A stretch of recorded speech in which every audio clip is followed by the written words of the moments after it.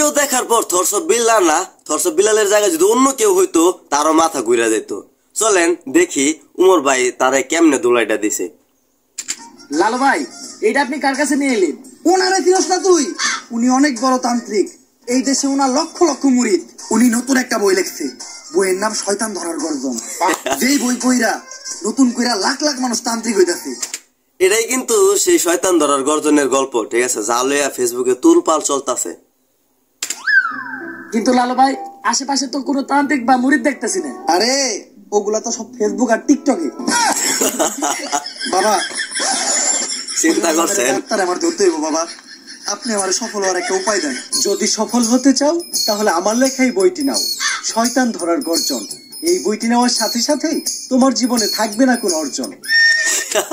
কি বুঝলেন? মানে প্রত্যেকটা কথায় কথায় দোলাই। আমি কথা দিয়ে কথা রেখেছি, শয়তান আসেনি তো ফিরে। আমি শয়তান তাড়ানো গল্প লিখেছি আমার সারাটি জীবন ধরে। আমি অন্ধকারে মোমবাতি জ্বালিয়েছি, তবুও পাইনি ভূতের খোঁজ। আমি ভূতের অপেক্ষায় ছিলাম, ভূত নিজেই হয়েছিল নিখোঁজ। শয়তান ধরার গর্জন, পৃষ্ঠা নাম্বার চুদলিং। ভাই কি বুঝলেন? পৃষ্ঠা নাম্বার ভাই নতুন মানে ব্যাপারটা। বাবা এটা তো মন্ত্র না, ছন্দ কইলেন। মার্কেটে আপাতত ছন্দই চলে। বাবা বইটা একটা আমারও লাগবে, দাম কত এটার? মাত্র 1000 টাকা। 1000 টাকা দিলে আর কিনু? 1000 টাকা হাতে নিয়ে ভূতের ডাক দিলে ভূত নিজেই চালতে আয় পড়বো। কি বুঝলেন? মানে 1000 টাকা দিয়ে বইয়ের দাম, এই বইয়ের বিশেষত্ব কি? এই বইটা আমি আমার নিজ হাতে লিখেছি। দেখি হাতের লেখা এত খারাপ? দেখি বইয়ের প্রথম পৃষ্ঠায় কি লেখা? মানুষকে ভোদাই বানানোর 100টি উপায়। 1000 টাকা দিয়ে 120 টার এই বইটি নেন আর ঠাস করে ভোদাই হয়ে যান। এখন সফল হইতে গেলে তো এই বইটা লাগবেই, তো এই বইটা আমি নিয়ে গেলাম।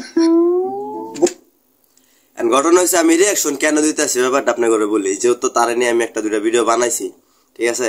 তো ঘটনা হয়েছে যে মানে এই ভিডিওর বিতর্কটা আমি একটু দেখতে চাই আর কি, যে কেন বিতর্কটা হয়েছে, এই জন্য আমি ভিডিওটা রিয়াকশন দিতেছি। তো আপনারা অন্যভাবে নিবেন না। তো চলেন ভিডিওটা পুরোটা দেখি। বইয়ের টাকাটা ওইটা আমি হোয়াটসঅ্যাপে পাঠাই দিব। হোয়াটসঅ্যাপে পাঠাই দেবো। আজকের থেকে আপনার লেখা এই বইটা পইরাই আমার শয়তান ধরার যাত্রা করলাম শুরু। শয়তান ধরার গর্জন, পৃষ্ঠা নাম্বার চুদলিং পম। আবার এই পৃষ্ঠা নাম্বার, ঠিক আছে। আত্মা টাকার জন্য প্রথমে ময়দা দিয়া গোল করে একটা দাগ দিতে হইব, তারপর এক জন্ডে দাগের বাইরে বাই করতে হইব, কারণ শুধুমাত্র সেই আত্মাটা দেখতে পাইব। তুই দাগের বাইরে দিয়ে দাঁড়া, আত্মাটা খালি তুই দেখতে পাবি, দেখা মাত্র আমার সিগন্যাল দিবি। ঠিক আছে ভাই। কনে ওদিক কানা। আত্মা টাকার এই মোমবাতি চালাতে পেরেছে কয়জন? বেশিরভাগই তো চালাতে গিয়ে নিভিয়ে ফেলার গর্জন। পারবো না আমি ভালো করেই জানি, তবে দুঃস্বপ্ন আমার একটাই, সঞ্জনা নামের সেই আত্মাকে 5 টাকার মোমবাতি জ্বালিয়ে ডাকতে চাই।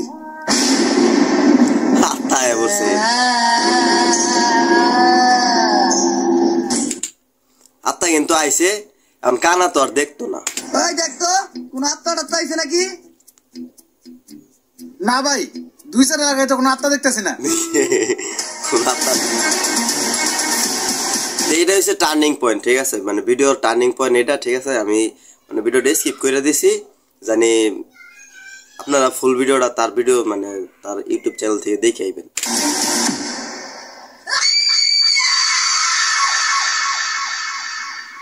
আমি মূল অংশটা আপনার করে তুলে ধরতেছি, কারণ যেহেতু তার হলে একটা ভিডিও বানানো হয়েছে আমার, তো আসলে কেন তার মাথাটা ঘুরে গেছে, থরসব বিল্লাল কেন মানে উমরন ফায়ারের প্রতি এতটা রাগ হয়েছে, ঠিক আছে, এই বিষয়টা কিন্তু ভিডিওটাতে আপনারা বুঝতে পারবেন। আপনার কাহিনী তো শেষ করলেন, এখন আপনি কি করবেন? ভাবতাছি বই লিখবো একটা, পাবলিক রে ভোদাই বানানোর গর্জন। ব্যবসা খারাপ না, পাবলিক ভোদাই হতে চাইলে আমি বানাবো। পাবলিককে ভোদাই বানানোর এই উপায় পুরো দুনিয়াকে জানাবো। পাবলিক ঠিকই আমাকে বিশ্বাস করবে, ভাববে আমি থেকে যাব, কিন্তু না, তাদের পুং মারা শেষ হয়ে গেলে ঠিকই আমি পালাবো। পাবলিককে ভোদাই বানানোর গর্জন, পৃষ্ঠা নাম্বার চুদলিং পম। তাহলে কি বুঝলেন?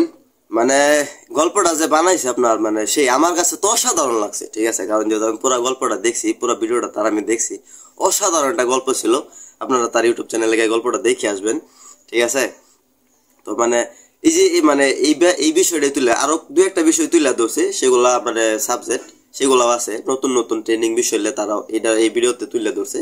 কিন্তু এই যে মানে থর্স অফ বিল্লালের যে শয়তান ধরার গর্জন আর ওই যে হৃদয় ভাঙার গর্জনের মধ্যে একটা কম্পিটিশন, ঠিক আছে, এই বিষয়টা একদম টোটালি ফুটাইয়া তুলছে এটার ভিতরে, ঠিক আছে। এটাই মূল ফোকাস ছিল, তো এটা সবাই দেখছে, ঠিক আছে। এটা হলো এত কাহিনী। তো অবশ্যই গল্পটা ভালো লাগলে আপনারা শেয়ার করবেন, ঠিক আছে, এটা শেয়ার করে দিবেন, আমি অত্যন্ত খুশি হব। আসসালামু আলাইকুম, সবাই ভালো থাকবেন, সুস্থ থাকবেন।